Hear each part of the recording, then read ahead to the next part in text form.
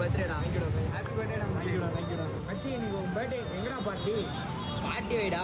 Party தானே, வா evening Lakshmi ஹோட்டலில் டிஃபன் வாங்கி தரேன். உன் டிஃபன்லாம் எங்களுக்கு வேணாம்டா.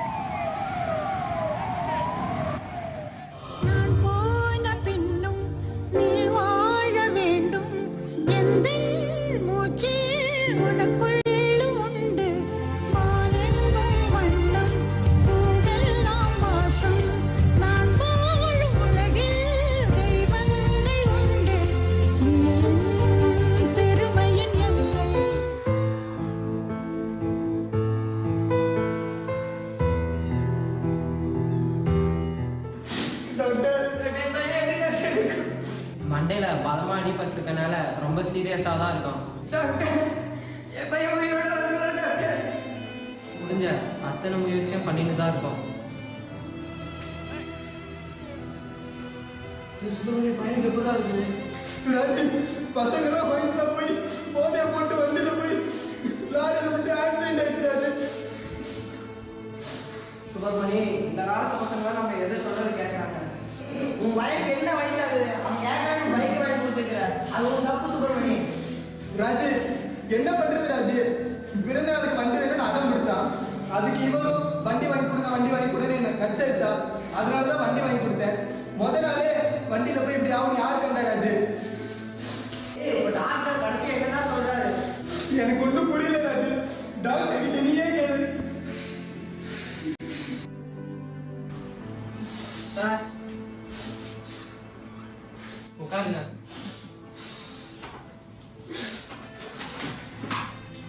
சார், இவரோட ஃப்ரெண்டு அடிப்படையினால எப்படி இருக்காங்க?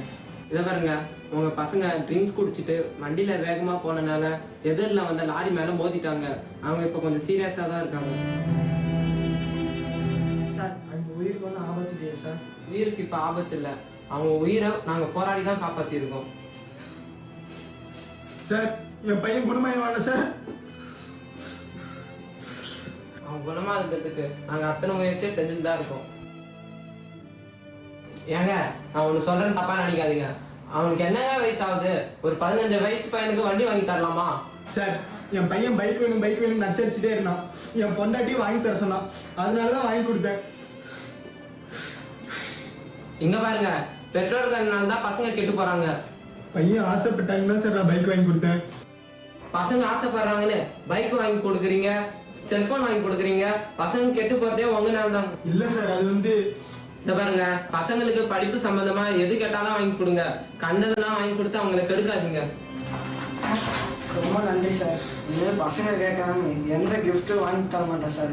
எல்லாத்தையுமே படிப்புக்குன்னு வாங்கி கொடுத்தேன் சார். ரொம்ப நன்றி சார். பசங்களை எப்படியாச்சும் காப்பாற்றி விட்டுருங்க சார். நன்றி சார். எந்த குழந்தையும் நல்ல குழந்தை தான் மண்ணில் பிறக்கையிலே பின்னல்லவராவதும் தீயவராவதும் அன்னை வளர்ப்பதிலே, அன்னை வளர்ப்பதிலே. நன்றி.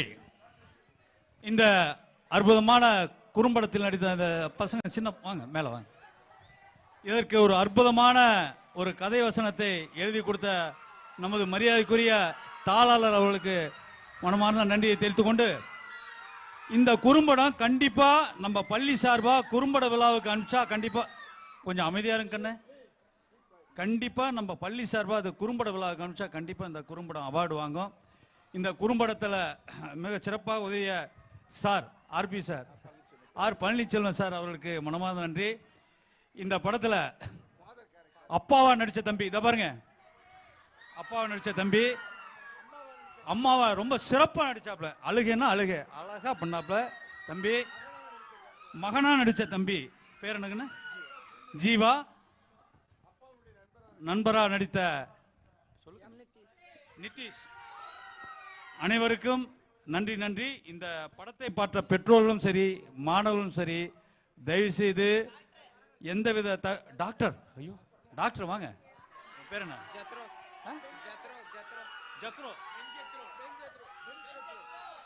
ஏய் எதுக்கு சத்தம் போடுறீங்க? சொல்லாமல்ல பசங்க.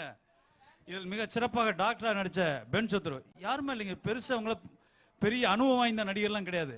ஒரே ஒரு நாள் நேற்று சொன்னதை அப்படி கற்பூரம் மாதிரி பிடிச்சிக்கிட்டு நாங்கள் படிப்பிலும் சரி விளையாட்டிலும் சரி குறிஞ்சிப்பள்ளி மாணவர்கள்னு அழகாக சொன்னதை கற்பூரமாக பிடிச்சிக்கிட்டு அற்புதமாக நடித்தாங்க. கண்டிப்பாக இந்த படம் வந்து இந்த குறும்படம் விருதுக்கு போச்சுன்னா கண்டிப்பாக விருது வாங்குவாங்க. இதற்கு சிறப்பான முறையில் ஒத்துழைப்பு வழங்கிய மரியாதைக்குரிய நமது பள்ளி தாளாளர் அவர்களுக்கு கேடி சார் அவர்களுக்கு மனமார்ந்த நன்றியை தெரிவித்துக் கொண்டு விடைபெறுகிறோம். நன்றி நன்றி நன்றி.